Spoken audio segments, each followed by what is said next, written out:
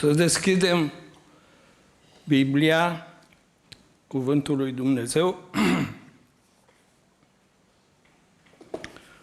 la Cartea a doua Împărați, capitolul 20. În Biblie, pagina 413.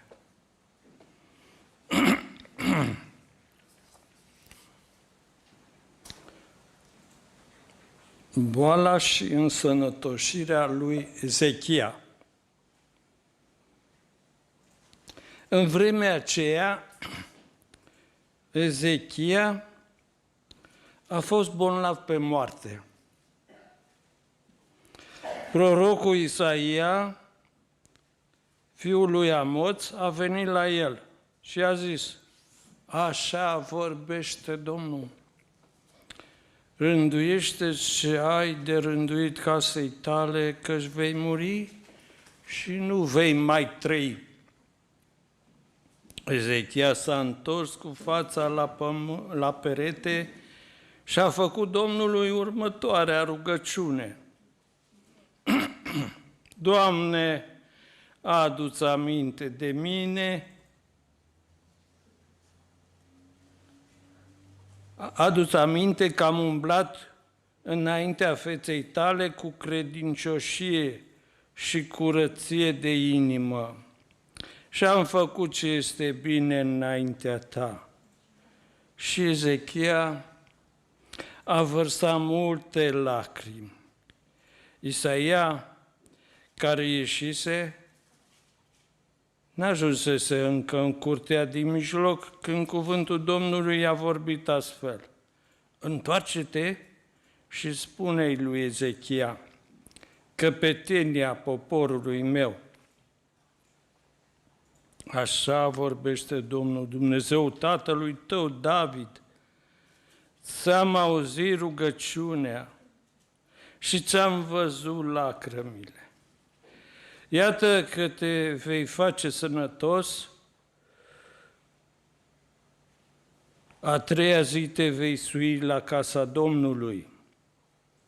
Voi mai adăuga 15 ani la zilele tale. Te voi izbăvi pe tine și cetatea aceasta din mâna împăratului Asiriei. Și voi ocroti cetatea aceasta din pricina mea și din pricina robului meu David. Isaia a zis: luați o turtă de zbăchine. Au luat-o și au pus-o pe o umflătură. Și Ezechia s-a vindecat. Ezechia zisese lui Isaia: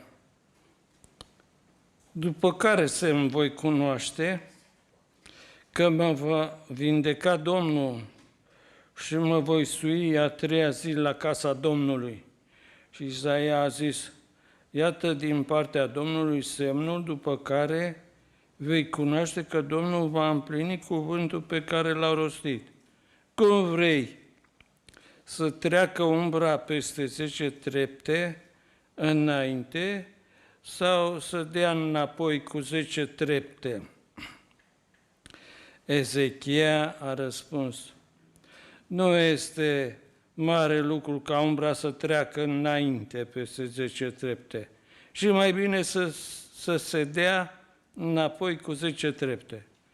Atunci Isaia, prorocul, s-a rugat Domnului și Domnul a dat cu 10 trepte înapoi umbra din locul în care se pogorâse pe cadranul soarelui lui Ahaz. Avem în cele ce am citit această întâmplare a lui Ezechia și cuvântul Domnului îl prezintă într-o lumină pozitivă și totuși vedem cum credința este pusă la încercare. Nu e așa că nu suntem mai grozavi decât Ezechia, dar vedem că lucrurile pot să fie așa cum le hotărăște Domnul. De aceea și cuvintele care au fost aduse. Așa vorbește Domnul. Deci lucruri care știm că Domnul zice și se face. Poruncește și ce poruncește ia ființă. Deci hotărârea Lui este bună, este dreaptă, înțeleasă. Numai că noi nu prea o înțelegem așa cum ar fi. De aceea, sigur că ca unul care se temea de Domnul, a venit în rugăciune, a fost luat prin surprindere. Și noi suntem de multe ori luați prin surprindere. Dar știți, așa se întâmplă pe calea credinței. Și credința este și la momentul când urmează să fie încercată. Și a fost încercată și în viața acestui om. Sfânta Scriptură îl prezintă ca un om care a fost cu toată inima pentru Domnul. Și ce momente grele a trecut el atunci când au fost atacați de asirieni. Numai dacă ne gândim la lucrul acesta, este un lucru la care trebuie să fim cu luarea minte. Căci Domnul i-a iubit și le-a făgăduit, da? Le-a răspuns la atâtea și atâtea rugăciuni. De aceea, cum spune psalmistul, în ce mă privește, fericirea mea este să mă apropii de Domnul. Am cântat și cântarea aceea 133, în care ne se amintește că este un har nespus să ne punem toată încrederea în Domnul Iisus, Mântuitorul nostru. O cântare de-a noastră spune așa: Iisus Hristos în veci va fi o stâncă tare în furtuni. Și oricât marea ar mugi, el stâncă tare în furtuni. Marea, în cuvântul lui Dumnezeu, reprezintă lumea. Și noi suntem în această lume străini și călători, da? Dar cuvântul zice, nu suntem din ea. Suntem în ea, dar nu suntem din ea. Pentru că Domnul ne-a născut. Și totuși, în această împrejurare, vedem această încercare. Și încercarea aceasta este prezentată așa în locul în care am citit, la 2 Împărați, capitolul 20, și ea mai este prezentată încă în alte 2 locuri. La a 2 Cronici, 32, da? Începând cu versetul 24, și apoi în cartea prorocului Isaia, la capitolul 38. Și aici, la fel, ne este prezentată această grea încercare care a fost pentru Ezechia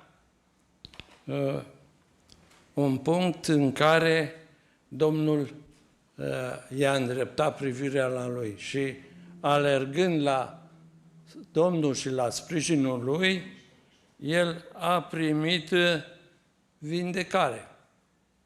Totuși, trebuie să vedem cum este firea noastră Firea noastră este foarte zglobie. Știm că avem acești trei mari dușmani. Avem pe Satan sau diavolul, da? Care știe că noi suntem plăpânzi și ne știe și anumite cusururi, anumite slăbiciuni ale noastre. Tocmai prin aceste cusururi sau slăbiciuni, El ne atacă. Dar este minunat lucru că avem pe Domnul Iisus de partea noastră. De aceea noi suntem chemați ca să apelăm ori de câte ori simțim aceste slăbiciuni sau încercări. Spune, mi se pare în Psalmul 56, ori de câte ori mă tem, eu mă încred în Domnul. Iată o lucrare pe care Domnul ne îndeamnă să nu neglijăm, a apela la El, pentru că El, potrivit cu promisiunile care ni le-a dat, este prezent în viața noastră și veghează asupra noastră. În Psalmul 27 zice așa: Domnul este lumina și mântuirea mea, de cine să mă tem? Domnul este sprijinitorul vieții mele, de cine să-mi fie frică? De aceea, așa a procedat, vedem, și Ezechia.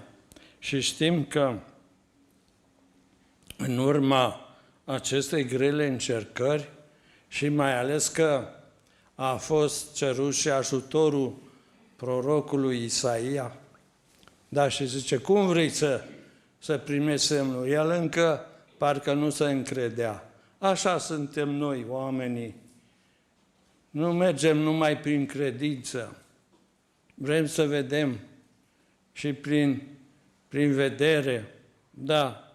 Și, într-adevăr, a cerut și un semn care și acesta s-a împlinit, da? Și așa cum a cerut el, în modul, să zicem, mai dificil, mai greu de împlinit, nu? Păi Dumnezeu lucrează în chip minunat. Nu este lucru pe care El să nu-l poată împlini. Așa se face că în capitolul acesta din Isaia 38, după încercarea care a avut, zice că a fost scoasă și o cântare. Cântarea lui Ezechia.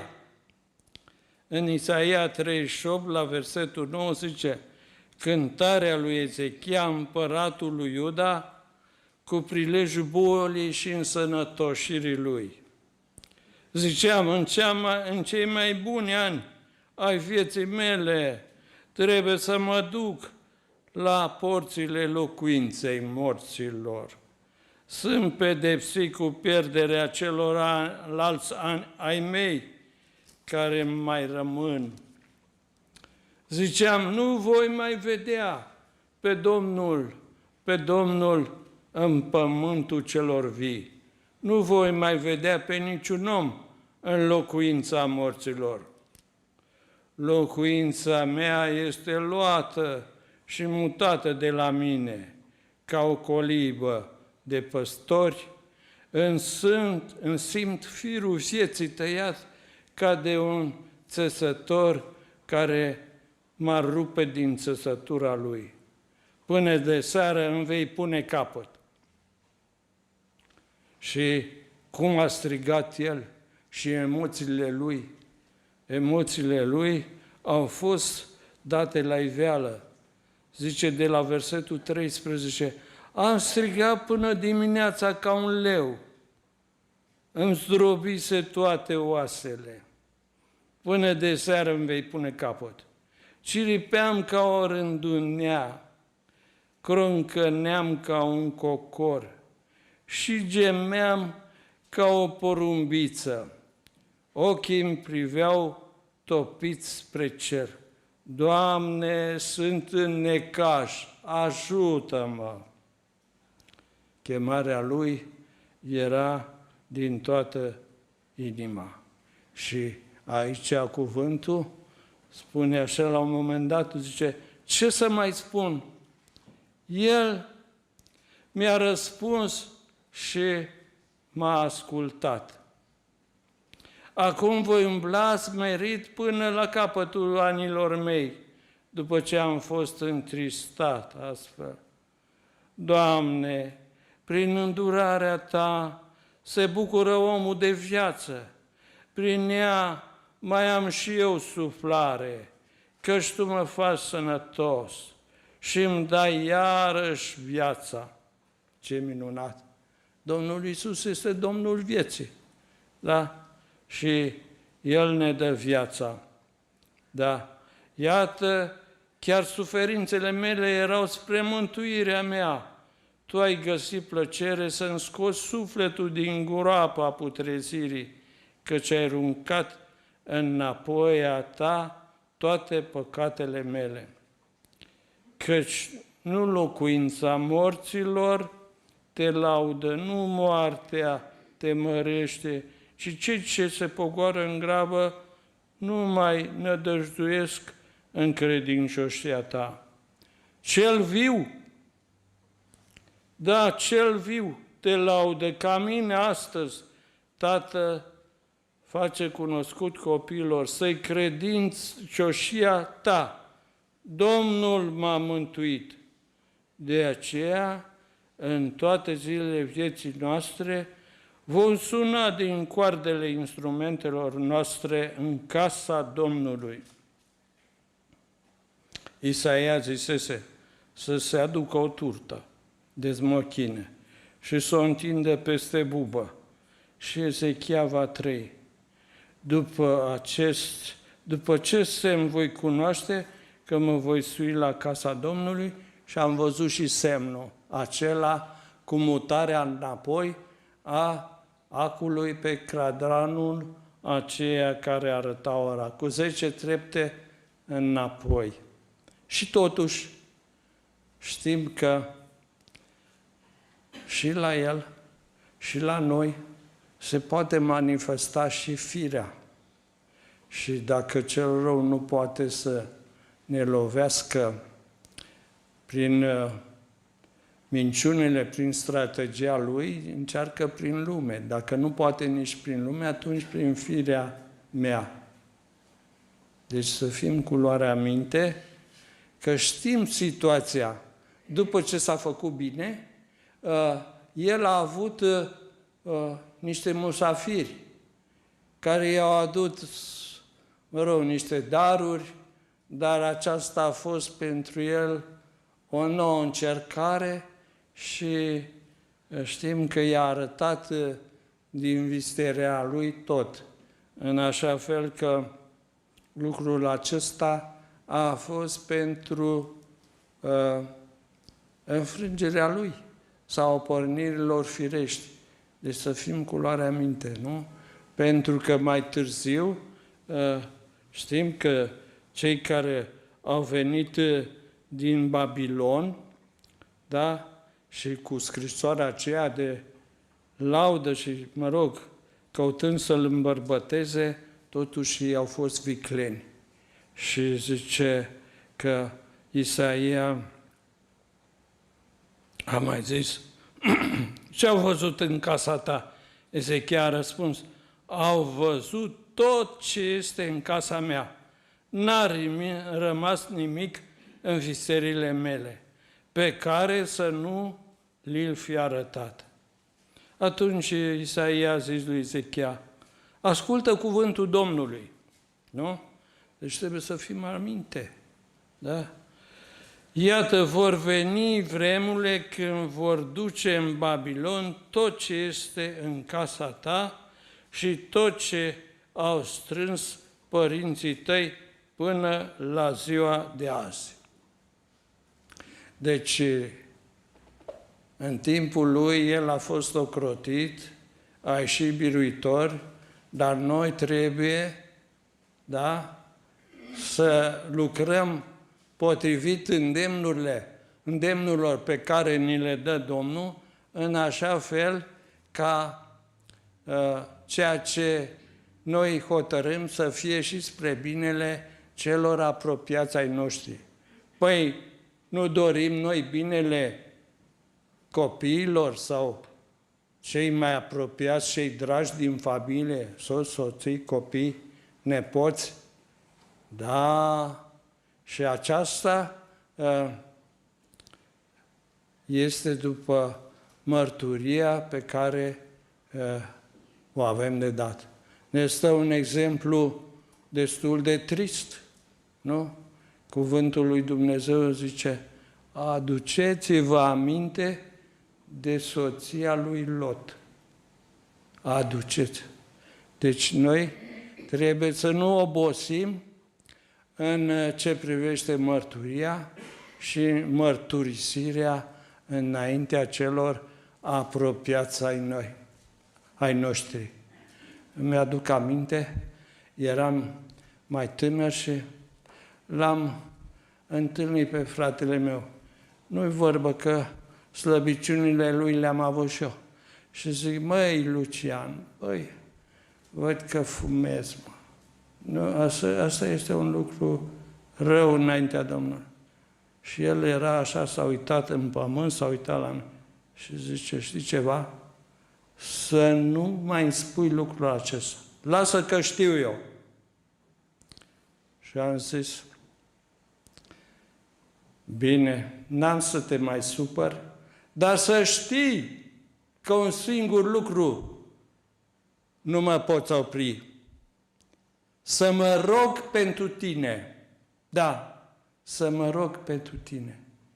Și la aceasta suntem chemați să stăruim în rugăciune pentru binele nostru, al familiei noastre, în așa fel ca Domnul să poată împlini. Crede în Domnul Iisus și vei fi mântuit tu și casa ta. Da? Și cum spune de frumos Iosua, alegeți astăzi cui vrei sluji. În ce mă privește, eu și casa mea vom sluji Domnului. Ce frumos, ce minunat, ce bucurie! Domnul să ne însuflețească și în mărturie și în mărturisire, în așa fel ca cei dragi ai noștri să fie binecuvântați, răscumpărați. Amin.